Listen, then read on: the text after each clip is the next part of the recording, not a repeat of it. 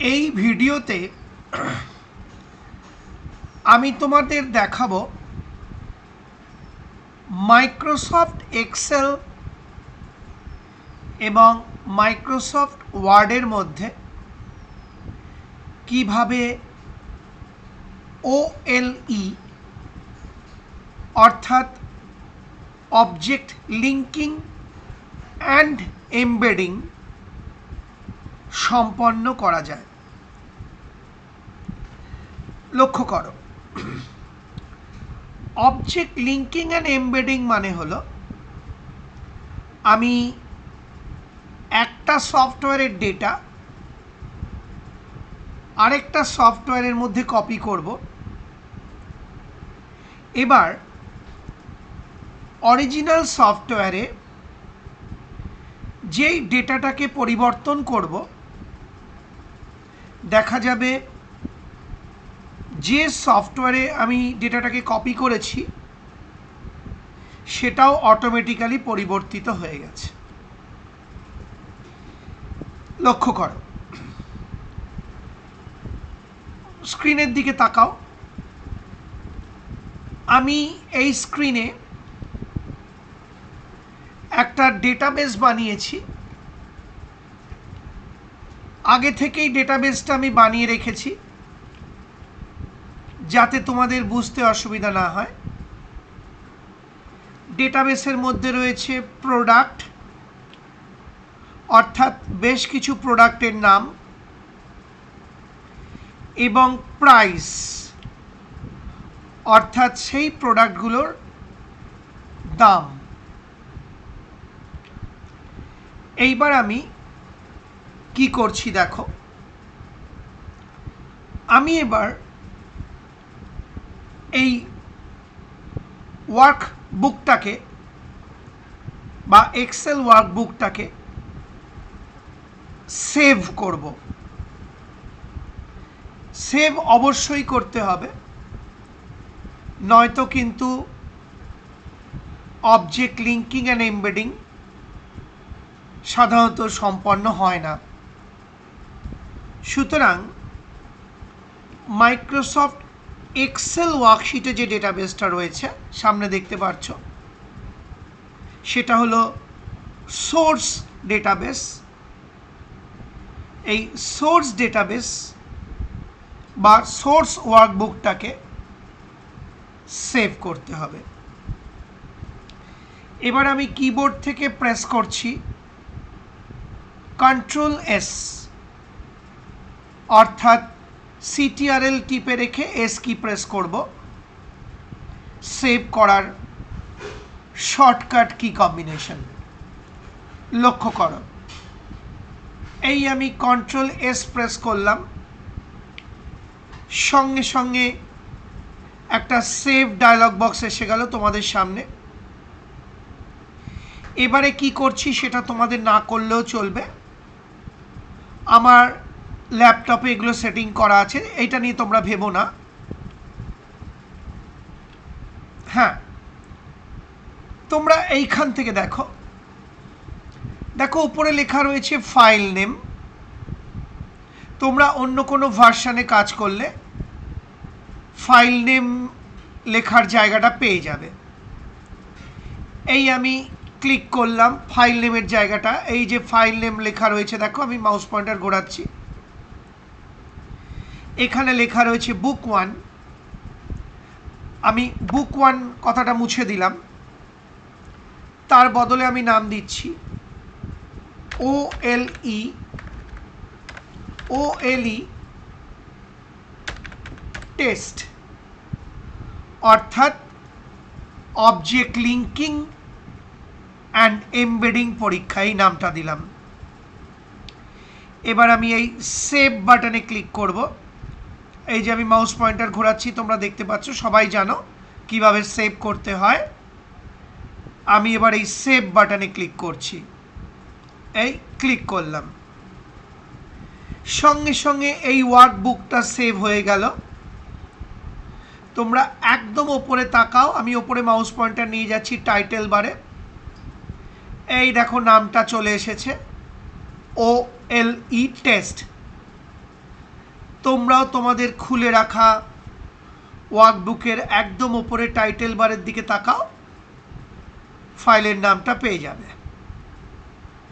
আর ফাইলের নামটা এই টাইটেল বারে দেখা যাচ্ছে মানে ফাইলটা বা ওয়ার্কবুকটা সেভ হয়ে গেছে। এবার আমি এই ডেটাবেসটাকে হাইলাইট করব বা সিলেক্ট করব। এই আমি হাইলাইট করলাম বা সিলেক্ট করলাম।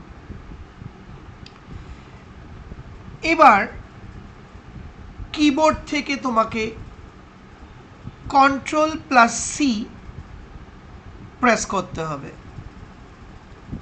অর্থাৎ কপি করার শর্টকাট কি কম্বিনেশন। লক্ষ্য করো, আমি কিবোর্ড থেকে CTRL কিটা প্রেস করে রেখে সি কিটা এবার প্রেস করব। এই আমি CTRL প্রেস করে রেখে সি কি প্রেস করে দিলাম, করে CTRL কিটা ছেড়ে দিলাম।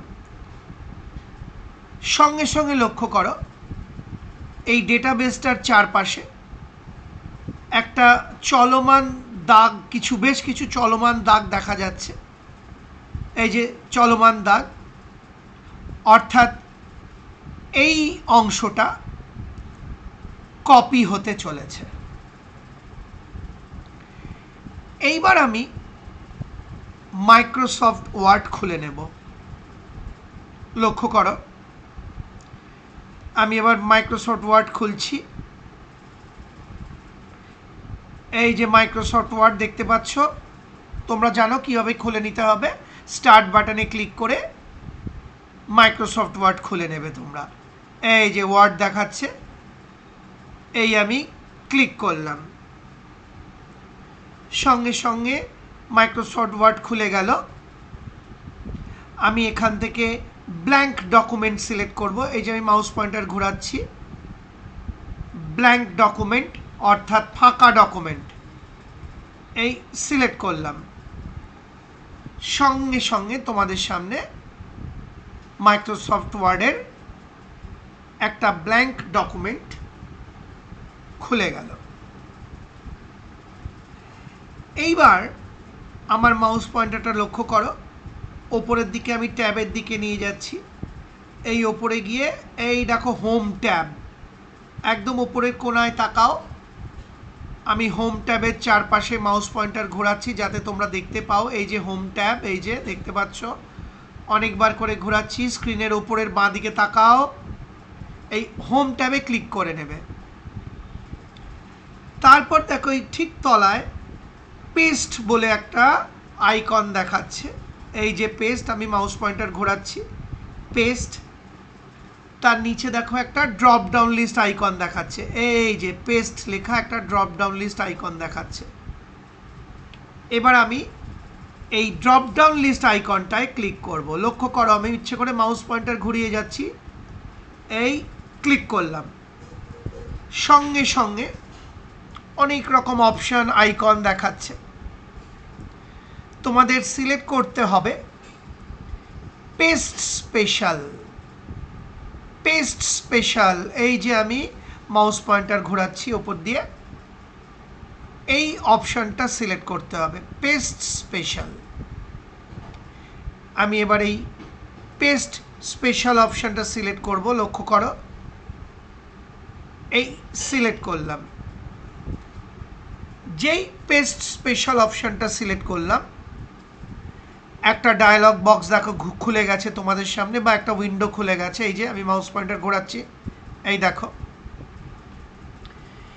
এই উইন্ডোটা থেকে বাঁ দিকে দেখো একটা অপশন রয়েছে পেস্ট লিঙ্ক। পেস্ট নয় কিন্তু, পেস্ট লিঙ্ক। এই যে আমি মাউস পয়েন্টার ঘোরাচ্ছি ওর ওপর দিয়ে, পেস্ট লিঙ্ক অর্থাৎ পেস্টিং উইথ লিঙ্কিং, মানে পেস্টও হবে আবার লিঙ্ক বা সংযুক্তিও থাকবে।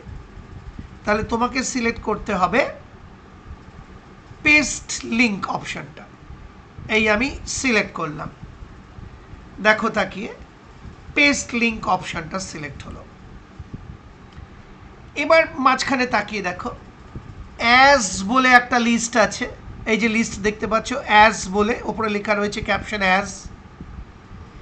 এখান থেকে তোমায় সিলেক্ট করতে হবে মাইক্রোসফট এক্সেল ওয়ার্কশিট অবজেক্ট। এই যে প্রথম অপশনটা, মাইক্রোসফট এক্সেল ওয়ার্কশিট অবজেক্ট। অর্থাৎ আমরা পেস্ট লিঙ্ক করব মাইক্রোসফট এক্সেল ওয়ার্কশিট অবজেক্টকে। এই আমি সিলেক্ট করলাম। তাহলে খেয়াল রাখবে, অ্যাজ যে ক্যাপশন দেওয়া টেক্সট এরিয়াটা রয়েছে, এখান থেকে সিলেক্ট করবে মাইক্রোসফট এক্সেল ওয়ার্কশিট অবজেক্ট, আর বাঁ দিকের অপশান থেকে সিলেক্ট করবে পেস্ট লিঙ্ক। তার মানে পেস্ট লিঙ্ক হতে চলেছে মাইক্রোসফট এক্সেল ওয়ার্কশিট অবজেক্ট। অনেকবার করে বলে দিলাম, দেখিয়ে দিলাম। এবার আমি নিচের দিকে তাকাও, মাউস পয়েন্টার নিয়ে যাচ্ছি, ওকে। ওকে যে বাটনটা, এই যে আমি চারপাশে ঘোরাচ্ছি, এই ওকে বাটনে ক্লিক করতে হবে তোমাকে। এই যে ওকে বাটন, দেখো আমি অনেকবার মাউস পয়েন্টার ঘোরাচ্ছি। এবার আমি এই ওকে বাটনে ক্লিক করব। লক্ষ্য করো, এই ওকে বাটনে ক্লিক করলাম। সঙ্গে সঙ্গে দেখো মাইক্রোসফট এক্সেলে যে ডেটাবেসটাকে আমি সিলেক্ট করেছিলাম, সেটা মাইক্রোসফট ওয়ার্ডের মধ্যে পেস্ট এবং লিঙ্ক দুটোই হয়ে গেল। এইবার আমি আবার এক্সেলে ফিরে যাব। তোমরা নিচের দিকে তাকাও, একদম নিচের দিকে টাস্ক বার রয়েছে, তোমাদের কম্পিউটারও পেয়ে যাবে টাস্ক বার। এইখান থেকে এই দেখো এক্সেল রয়েছে, একদম নিচে স্ক্রিনে তাকাও, টাস্ক বার রয়েছে যেখানে মাইক্রোসফট এক্সেল রয়েছে। এই যে আমি মাউস পয়েন্টার ঘোরাচ্ছি, একদম নিচে তাকাও স্ক্রিনের, এই যে এক্সেল। আমি এবার এই এক্সেলটায় ক্লিক করব, মাইক্রোসফট এক্সেল তোমার সামনে খুলে যাবে।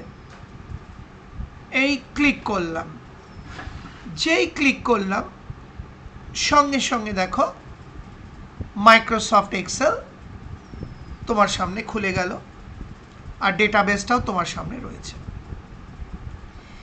এবার ধরা যাক এই যে মোবাইল ফোন, মাউস পয়েন্টার খেয়াল করো, এই যে মোবাইল ফোনের দামটা রয়েছে, এই যে দেখছো, ধরা যাক এই দামটা রয়েছে এখন 12,500, বেড়ে 14,000 হয়ে গেছে।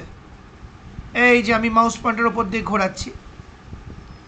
এবার আমি এটা ক্লিক করলাম, এখানে টাইপ করছি 14,000, অর্থাৎ 12,500 ছিল, ধরা যাক দামটা বেড়ে 14,000 হয়ে গেছে।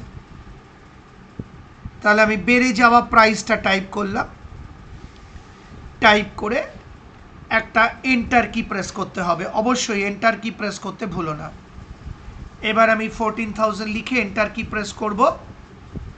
লক্ষ্য করো, এই আমি এন্টার কি প্রেস করলাম, অর্থাৎ এই যে প্রাইস, নতুন প্রাইসটা আমি টাইপ করলাম, সেটা এন্ট্রি করা কমপ্লিট হলো।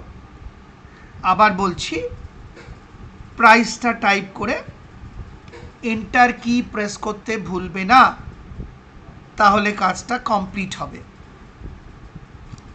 আবার নিচের দিকে তাকাও, আমি এবার মাইক্রোসফট ওয়ার্ডে ফিরে যাব। এই যে মাইক্রোসফট ওয়ার্ড দেখতে পাচ্ছ নিচে, তোমরাও দেখো, তোমাদের স্ক্রিনের তলায় রয়েছে মাইক্রোসফট ওয়ার্ডের আইকন, খোলা রয়েছে।